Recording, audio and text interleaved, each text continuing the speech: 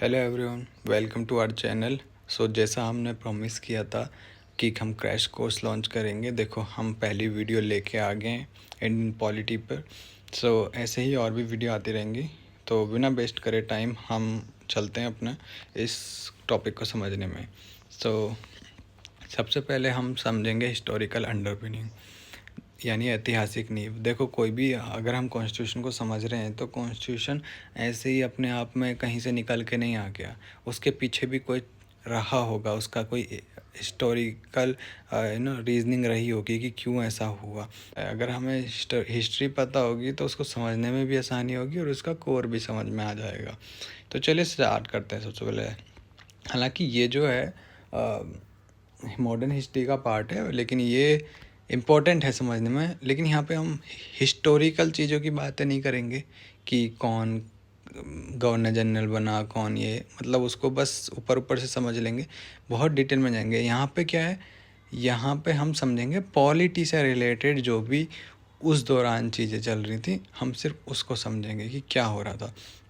तो देखो, modern history का पार्ट है, तो मॉडर्न हिस्ट्री में हमने देखा कि कैसे अंग्रेज़ आए थे और बंगाल से स्टार्ट करके फिर वो पूरा इंडिया को कंसोलिडेट कर लिया था, पूरे इंडिया पर राज कर लिया था। तो उसके चलते ही अब देखो 1773 में रेगुलेटिंग एक्ट आया था। इसको समझो कि क्यों आया था। रेगुलेटिंग एक्ट लाने का पीछे का ये था कि जो कंपनी थी वो ग्रो नहीं कर रही थी, मतलब वो प्रॉफिट नहीं दे पा रही थी। जो कंपनी के स्टेक होल्डर्स यानी कोर्ट ऑफ डायरेक्टर्स थे इंग्लैंड में बैठे हुए, है ना, तो उनको प्रॉफिट नहीं दे पा रही थी। लेकिन जो यहाँ के ऑफिसर्स थे, जो यहाँ बंगाल में चला रहे थे, मद्रास में, बॉम्बे में, इनको क्या हो रहा था, बहुत फ़ायदा हो रहा था, ये अमीर होते जा रहे थे, लेकिन कंपनी जो है घाटे में जा रही थी। तो इस चीज़ को देखते हुए रेगुलेटिंग एक्ट आया और इसमें जो है बहुत सारे जो है रूल्स वगैरह जो लाने स्टार्ट हो गए, और ताकि जो ईस्ट इंडिया कंपनी है इंडिया में, उसको ठीक से रेगुलेट किया जा सके, इसलिए इसको रेगुलेटिंग एक्ट भी कहा जाता है। इसमें यह था कि गवर्नर जनरल बंगाल का बना दिया गया था, जिसको होता वॉरेन हेस्टिंग। ये वन लाइनर है, इसको रीड करना, कोई बड़ी चीज़ नहीं है। इसमें सुप्रीम कोर्ट का इस्टेब्लिशमेंट हुआ और इसमें क्या था, गवर्नर जनरल था, उसको 4 मेंबर्स उसके साथ होते थे उसको एडवाइस करने के लिए। उनमें से क्या होता था, जैसे एक तो आपने सुना होगा लॉ मेंबर था एक, है ना, लॉ मिनिस्टर, और 2 बॉम्बे के सबऑर्डिनेट थे, एक खुद था ये गवर्नर जनरल, और एक और था। तो ऐसे 4 मेंबर थे जो इसको एडवाइस करते थे, ठीक है। और इसने क्या करा, सेंट्रलाइज किया पूरा एडमिनिस्ट्रेशन को इंडिया में। देखो, सेंट्रलाइज का मतलब होता है कि एक जगह पर पावर को केंद्रित कर देना, एक जगह पर पावर को कंसोलिडेट करना। पहले क्या था, अलग अलग बॉम्बे, मद्रास, बंगाल, यहाँ पे अलग अलग गवर्नर्स थे, तो सब अपने अपने उसके फैसले ले रहे थे, एक दूसरे से कोई कोऑर्डिनेशन नहीं था। हाँ, ठीक है। तो अब क्या करा, तो जब कोऑर्डिनेशन नहीं था तो करप्शन के चांसेस ज़्यादा हैं। तब इन्होंने क्या करा, एक को जो है हेड बना दिया सबका, और उनको रिपोर्ट करेंगे, वो बाकी को सबऑर्डिनेट बना दिया। इसलिए इसको सेंट्रलाइज कहते हैं कि एक के हाथ में ज़्यादा पावर दे देना, एक पॉइंट पर ज़्यादा पावर दे देना। जैसा कि हमारा सेंट्रल गवर्नमेंट है, पूरे इंडिया को देखती है, हालांकि स्टेट भी हैं हमारे पास, लेकिन उनकी अलग पावर है, ठीक है, और सेंटर की पूरे इंडिया पे पावर है, ठीक है। तो इस जैसे सेंटर में क्या है, सेंट्रलाइजेशन हो गया उसका, ऐसे बोल, इस चीज़ को ऐसे समझो। हालांकि हमारे यहाँ फेडरलिज्म है, वो आगे पढ़ेंगे क्या चीज़ है वो। फिर उसके बाद आता है पिट्स इंडिया एक्ट। देखो, पिट्स इंडिया एक्ट में क्या हुआ, कंपनी एंड गवर्नमेंट के बीच डुअल कंट्रोल हो गया। इसको समझ, मतलब दोहरा नियंत्रण की व्यवस्था आई कंपनी और सरकार के बीच। यानी इसमें क्या हुआ कि बोर्ड ऑफ कंट्रोल बना दिया गया। अब बोर्ड ऑफ कंट्रोल मतलब पहले क्या था, कोर्ट ऑफ डायरेक्टर्स था। कोर्ट ऑफ डायरेक्टर्स जो वहाँ पे स्टेक होल्डर्स बैठे थे इंग्लैंड में, वो सारा चीज़ें यहाँ पे संभालते थे। बट मतलब उनके पास रिपोर्ट आती थी यहाँ से, इंडिया से जाती थी। तो अब क्या था, एक और बॉडी बना दी, बोर्ड ऑफ कंट्रोल। तो अब बोर्ड ऑफ कंट्रोल क्या करता था कि ये मिलिट्री, रेवेन्यू अफेयर्स, है ना, इन चीज़ों के बारे में इस सारा अपने अंडर रखता था, और जो बाकी बचा हुआ था वो कोर्ट ऑफ डायरेक्टर्स देखते थे। तो इससे क्या हुआ, जो ब्रिटिश जो रूल था वहाँ पे, कंपनी से अलग हट के जो ब्रिटिश रूल था, जैसे ये पिट्स जो था किंग थे उस टाइम, ठीक है। तो इनके हाथ में ज़्यादा पावर आ गई, तो इसलिए इसको लेके आए ताकि जो मोनार्क है यानी जो राजतंत्र हो उनके उसके हाथ में ज़्यादा पावर रहे, ना कि कोई प्राइवेट ये कोर्ट ऑफ डायरेक्टर्स के लिए, ठीक है। और फिर क्या था, पॉलिटिकल और कमर्शियल फंक्शन। जैसे पॉलिटिकल मतलब कि एडमिनिस्ट्रेशन हो गया, पुलिस कंट्रोल हो गया, आर्मी हो गई, ये पॉलिटिकल हो गया। कमर्शियल मतलब कि ट्रेड करना है ना, व्यापार करना है। इन चीज़ों को अलग अलग बांट दिया, किसी को पॉलिटिकल दे दिया, किसी को कमर्शियल दे दिया, किस किस को, बोर्ड ऑफ कंट्रोल और कोर्ट ऑफ डायरेक्टर्स को। बस इतना याद रखना है, ठीक है। आगे फिर क्या हुआ, चार्टर एक्ट्स आते गए। देखो चार्टर एक्ट का नाम चार्टर से कोई मतलब नहीं है, ये सिंपल वही रेगुलेटिंग एक्ट है। रेगुलेटिंग एक्ट कर लो या चार्टर एक्ट कर लो, कोई फ़र्क नहीं पड़ता है, सेम ही है। इसमें हमें ज़्यादा डिटेल में नहीं जाना है, बस हमें ये समझना है इसमें क्या चल रहा था।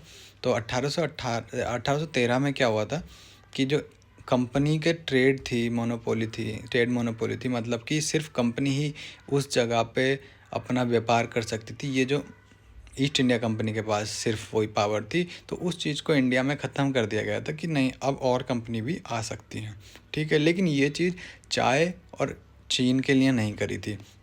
चाय मतलब अभी भी चाय का व्यापार जो था सिर्फ इंडिया ही कंपनी कर सकती थी, और चाइना में भी सिर्फ ईस्ट इंडिया कंपनी ही अपना व्यापार कर सकती थी। 1813 में क्या है, इसमें एक और पॉइंट है कि जो चीन और चाय का जो एक्सेप्शन छोड़ दिया था 1813 वाले एक्ट में, उसमें क्या हुआ कि 1833 में उसको भी ख़त्म कर दिया, और पूरी तरह मोनोपोली जो थी कि सिर्फ ईस्ट इंडिया कंपनी ही व्यापार कर सकती है, उसको पूरी तरह ख़त्म कर दिया गया।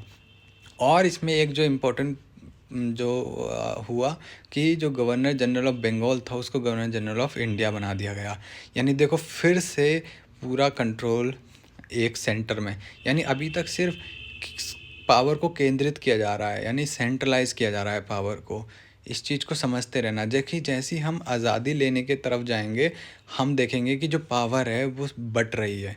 अभी पावर एक जगह केंद्रित हो रही है, बाद में पावर बटेगी, और इसीलिए हमारे पास जो है, हम देखेंगे जब सामयिक कमीशन आएगी तो वो क्या करेगी, वो कहेगी कि नहीं, पावर को एक जगह लेकर आओ। क्यों? क्योंकि वो ब्रिटिशर्स का ही फ़ायदा देखेगी, इसलिए। तो इसको याद रखना, विलियम बेंटिंक जो था पहला गवर्नर जनरल ऑफ इंडिया था। और ये 1833 वाला ही सवाल था ना, इवन यूपीएससी में भी ये 2024 में पूछा गया। तो देखो ज़्यादा डिटेल में मत जाओ, बट इसमें से आ जाते हैं सारे सवाल, क्वेश्चंस, ठीक है। लेकिन हमें सिर्फ ये बेसिक, ये है मॉडर्न हिस्ट्री का पार्ट है ना, आधुनिक भारत का, लेकिन हमें सिर्फ ये समझने के लिए करना है कि क्या चल रहा था उस टाइम। पढ़ना हमें इंडियन पॉलिटी है, ठीक है। अब इसमें क्या हुआ, सेंट्रल लेजिस्लेचर यानी जो क्या कहते हैं उसको, पार्लियामेंट है, इस टाइप से लेजिस्लेचर का जो है गठन करने के लिए इंट्रोडक्शन दिया गया 1813 में। ये याद रखना, ये शायद स्लाइड में थोड़ी सी गड़बड़ हो गई है, वो मैं ठीक कर दूंगा। 1853 में क्या हुआ था, 1853 का जो चार्टर एक्ट था उसमें इंडियन सिविल सर्विस यानी जो आज के आईएएस आईपीएस वगैरह होते हैं, इसका जो है ओपन कंपटीशन कर दिया कि आपको जो है कोई भी यानी इंडियन भी आके अपना एग्ज़ाम दे सकते हैं। और एक पॉइंट जो याद रखने का, वो याद रख लो कि सत्येंद्र नाथ टैगोर जो थे वो पहले जो आईसीएस ऑफिसर्स थे इंडियन, ठीक है। उसके बाद सुभाष चंद्र बोस भी थे। तो फिर उसके बाद लेजिस्लेटिव और एग्जीक्यूटिव फंक्शन जो थे गवर्नर जनरल को, वो अलग अलग कर दिया। मतलब कि लेजिस्लेटिव पहले क्या था, एक ही काउंसिल थी, सारे फैसले लेती थी। अब लेजिस्लेटिव जैसा कि हम देखते हैं कि हमारे पास पार्लियामेंट में एमपीज़ बैठे हैं, ठीक है, और हमारे पास एग्जीक्यूटिव है यानी जो हमारे पास मंत्रीज़ हैं, यानी मंत्री और जो एमपीज़ हैं उन वो अलग अलग हैं, है ना। एमपीज़ में से ही मंत्रियों को चुना गया है ना, तो इसलिए ऐसा जो है प्रावधान। अब देखो ये जो चीज़ें चल रही हैं ना, यही चीज़ें आगे चल के हमारे जो संविधान है उसमें भी ऐसा ही कुछ बन के आएगा, इसी फॉर्मेशन का। इसलिए हम ये पीछे का बैकग्राउंड पढ़ रहे हैं, ठीक है। क्योंकि हमारा जो पार्लियामेंट्री हमारा जो पॉलिटी है वो भी कुछ इसी टाइप से है। हम देखेंगे कि हमारे पास एमपीज़ हैं, हमारे पास जो है एग्जीक्यूटिव है यानी मंत्रीज़ हैं। तो ये चीज़ निकल के आएगी। तो यहीं से ही इनका जो है बेस है, ठीक है। लेकिन मेन जो है आपको जो गवर्नमेंट ऑफ इंडिया एक्ट 1935 है, वहाँ से सबसे ज़्यादा लिया गया है, तो उसको भी देखेंगे। सो अभी आगे बढ़ते हैं। फिर आते हैं इंडियन काउंसिल्स एक्ट 1861, 1892 और 1909 में। ये 3 इंडियन काउंसिल एक्ट आए। इससे पहले क्या हुआ था देखो, इससे पहले क्या 1853 तक तो चार्टर एक्ट आए थे, लेकिन 1857 में हमने देखा था कि क्रांति हो गई थी, ठीक है, मंगल पांडे वाली, याद होगा सबको।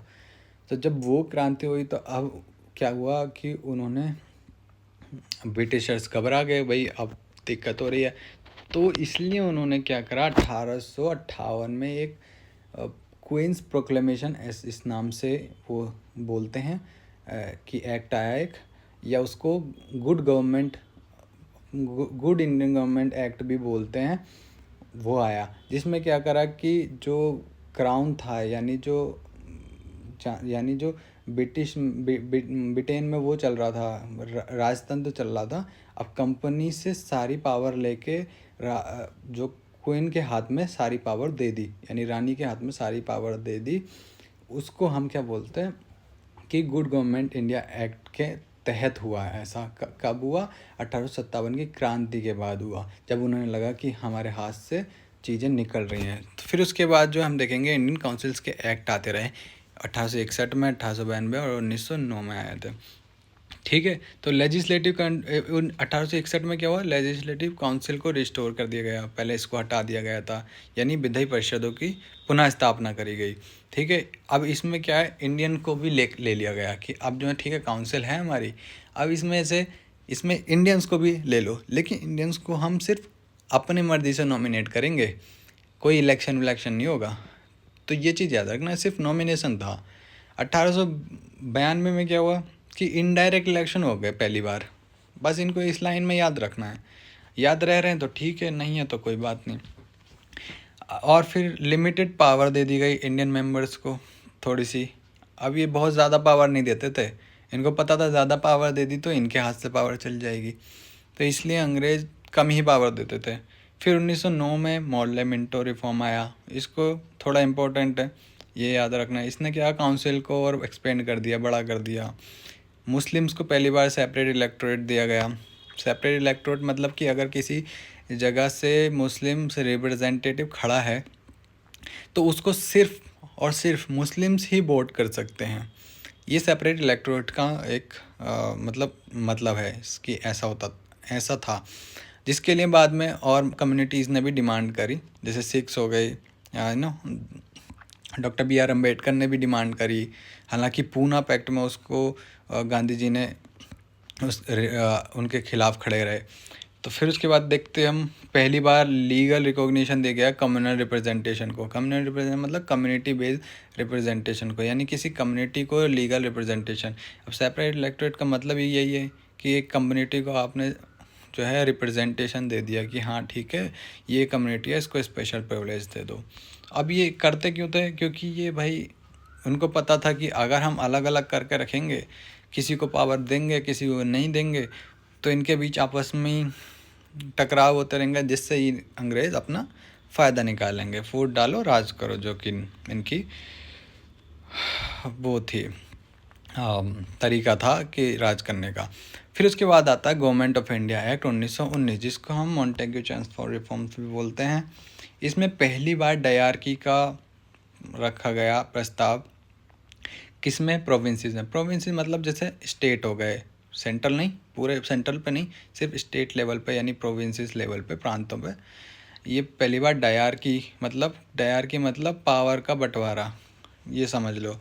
कुछ सब्जेक्ट्स जो थे, यानी कुछ चीज़ें जिन पर पावर रिज़र्व कर दी गई थी, किसी पे ट्रांसफ़र कर दी गई थी। मतलब कुछ सब्जेक्ट थे जो रिज़र्व थे, कुछ ट्रांसफ़र थे। अब रिज़र्व कौन से थे, जिस पर सिर्फ और सिर्फ जो है सेंट्रल गवर्नमेंट उस टाइम चल रही थी, सेंट्रल जो काउंसिल थी, सिर्फ वही उस पर कानून बना सकती थी। ट्रांसफ़र सब्जेक्ट वो थे कि अब जो है प्रोविंसेस थे, प्रांत थे, वो भी उस पर बना सकते थे। लेकिन देखो, मेन जो सब्जेक्ट थे ना, वो रिज़र्व रखे गए। जो ज़्यादा इम्पोर्टेंट सब्जेक्ट थे वो रिज़र्व रखे गए, और जो और कुछ ज़्यादा इम्पोर्टेंट नहीं थे उनको ट्रांसफ़र कर दिया गया कि ये ले लो। मतलब एक टाइप से पावर दी गई, बट वो बहुत बड़ी पावर नहीं थी, बस एक नाम की पावर दे दी गई। ठीक है। फिर उसके बाद बाई कैमरा लेजिस्लेचर हुआ सेंटर लेवल पर।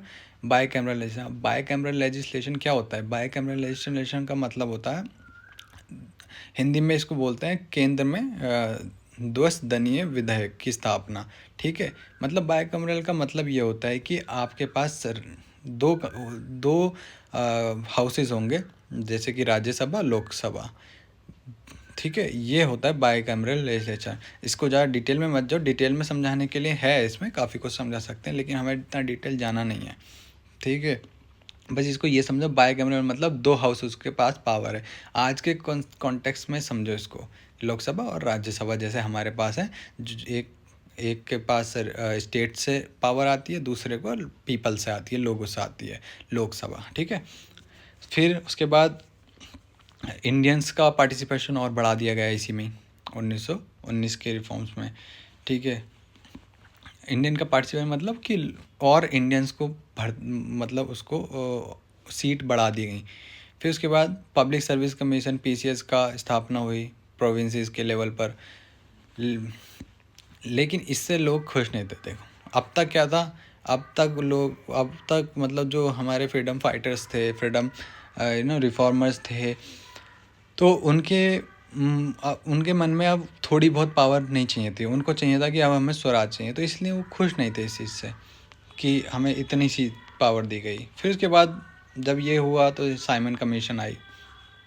साइमन कमीशन में क्या था, सबसे बड़ी प्रॉब्लम यही थी कि सारे अंग्रेज़ थे। अब देखो सब अंग्रेज़ होंगे, बना आपको कमीशन लेके आनी है इंडिया के लिए, समझना है इंडिया को, और सारे अंग्रेज़ी रखने, कोई इंडियन मेंबर नहीं रखना। तो ये कहीं ना कहीं जो एक प्रॉब्लम की तरह निकल के आया। इसीलिए जो इंडियन फ्रीडम फाइटर्स थे उन्होंने इसका विरोध किया और साइमन गो बैक के नारे लगाए।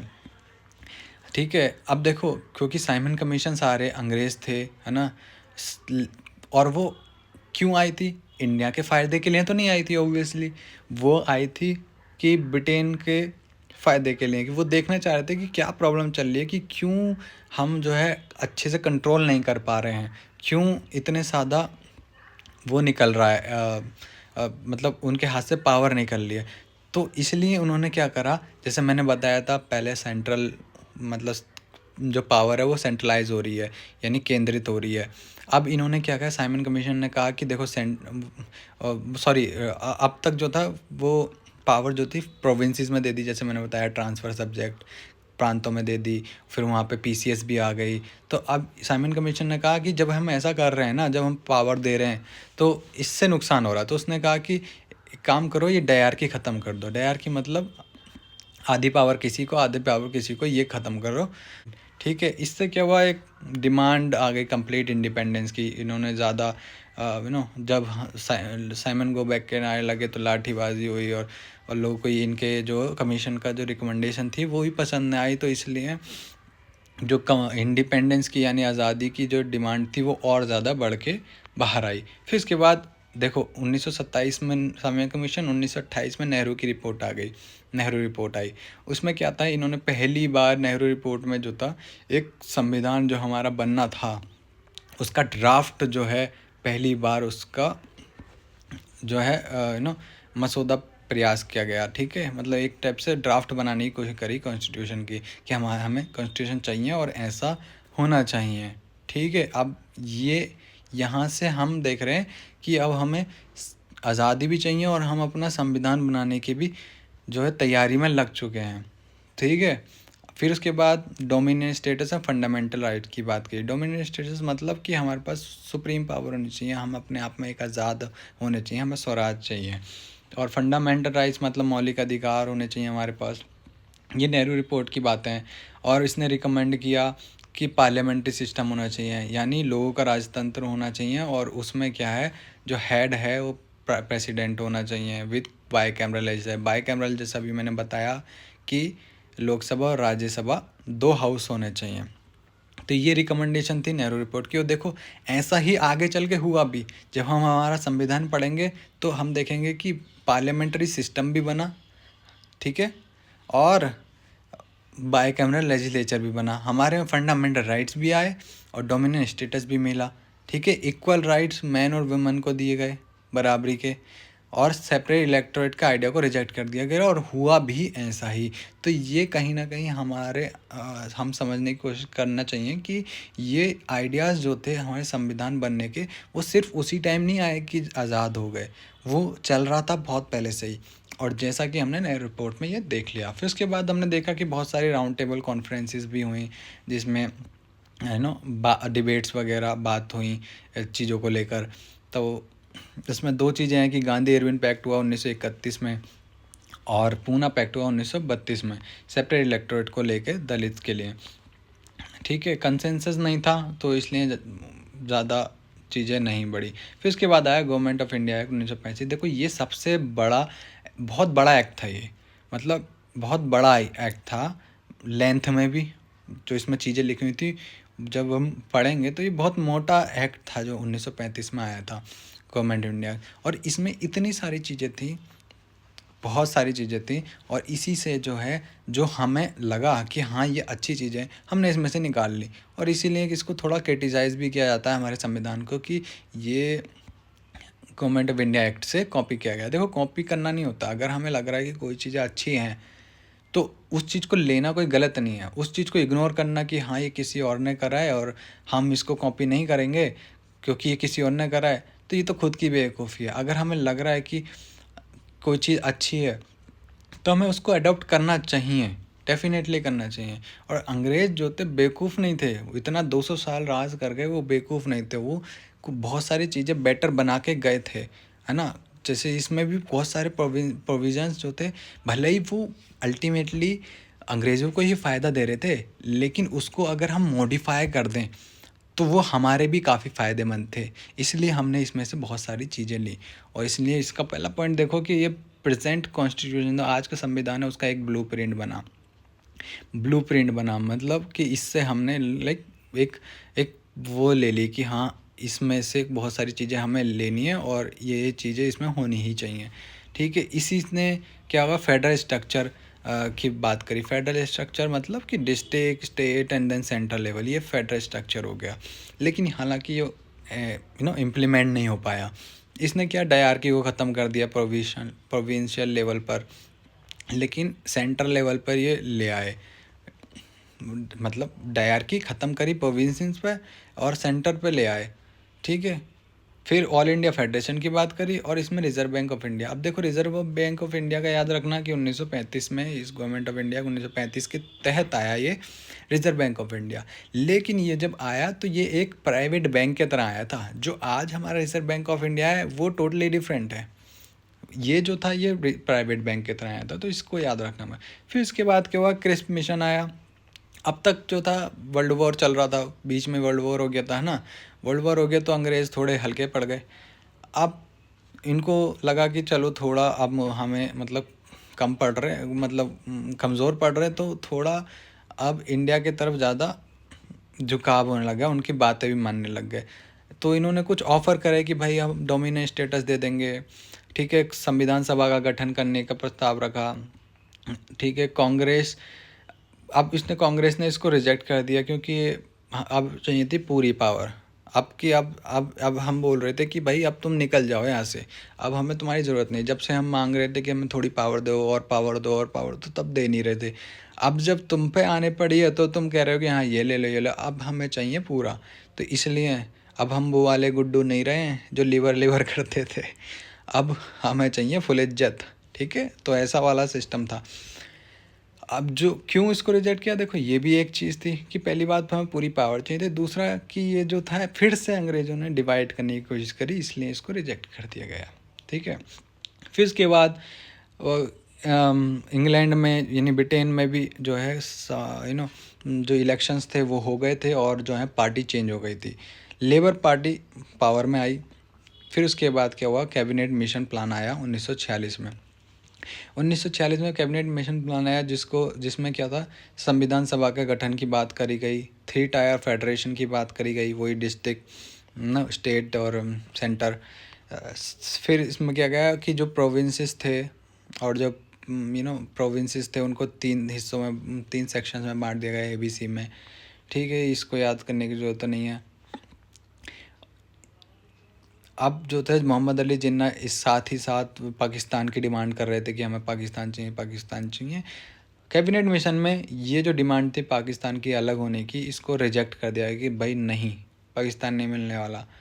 लेकिन बाद में हालांकि पार्टीशन हो गया, वो अलग बात है, दुखद कहानी है वो। Elections for constituent assembly were held. अब देखो, नॉमिनेशन की बात नहीं थी, अब इलेक्शन हुए थे। जो संविधान सभा का गठन तो हो जाएगा, चलो ठीक है, लेकिन उसके जो मेंबर होंगे वो कहाँ से लाएंगे? तो वो क्या करेंगे, इलेक्शन से लेके आए, मतलब इलेक्शन कराया और जो जो लोग थे जो वहाँ से अपनी सीट जीत के आए उनको कॉन्स्टिट्यूएंट असेंबली में लाया गया। ठीक है, तो ये था। फिर उसके बाद 1947 में हमें आज़ादी मिल गई और संविधान सभा का गठन हुआ। अब संविधान सभा का जब गठन हुआ तो अब बहुत सारी डिबेट्स होंगी। फिर कई 2 साल तक जो है हम संविधान को बनाने लगेंगे। फिर उसके बाद 2 साल के बाद जब हम 2 साल से ज़्यादा टाइम है, एग्जैक्ट मैं भूल गया, तो 2 साल के बाद 1949 में जो है हम अपना संविधान अपना अडॉप्ट करेंगे। फिर 26 जनवरी 1950 को वो रिपब्लिक बन जाएगा, हमें हमारा संविधान पूरी तरह लागू हो जाएगा। तो ये चीज़ें रही हमारा। अब वो जो बन रहा था उस टाइम, क्या संविधान सभा थी, कौन मेंबर्स थे, कितने थे, वो हम अगले वीडियो में देखेंगे। क्या क्या चीज़ें हो रही थी, वो भी इम्पोर्टेंट है काफ़ी हमारे एग्ज़ाम से रिलेटेड, तो वो हम देखेंगे। फिर उसके बाद हम आके अपने संविधान के मेन पोर्शंस पे चलेंगे। तो इस वीडियो में इतना ही, काफ़ी लंबी हो गई है, तो हम मिलते हैं नेक्स्ट वीडियो में। और इसको रिवाइज़ करना, इसकी PDF आपको टेलीग्राम पे मिल जाएगी, हमारा टेलीग्राम ज्वाइन कर लेना, धम्मचक्र इंस्टीट्यूट के नाम से ही है। इंस्टाग्राम पे फॉलो करना, वहाँ कर लेना। So thank you so much.